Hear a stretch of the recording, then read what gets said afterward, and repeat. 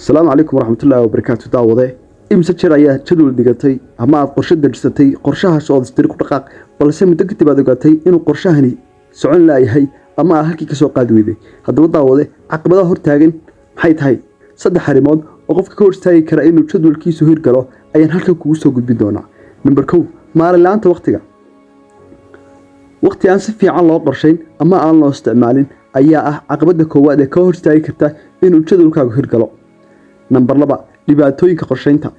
jadwal aan macquul ahayn ama aan waafaqsanayn xaaladda taagan daawade haddii wax aanad qaban karin iska qorsheysato taa laftigeed waxay ku noqon kartaa caqabad number 3 fadhiidnimo iyo dib u dhac niyad jab ama caqabad ka hor taagan in la fuliyo hawlaha qorsheysan taasina waa ta saddexaad ee daawada ka hor taagi kara in aad jadwalkii aad dejisatay uu hirgeli waayo haddaba daawade sharci cusub ayaa soo socda fadlan jadwal dejiso caqabadahana waa in aad xasuunataa haddaba daawade imsa jir ayaa jadwal qoratay ama aad dejisatay balse ay hirgeli waayeen bartoose commentiga dhiglo wadaag fadlan haddaad muuqaalkan ka heshay muuqaalka la garee haddii aad kanaalka cusub tahayna nagu soo biir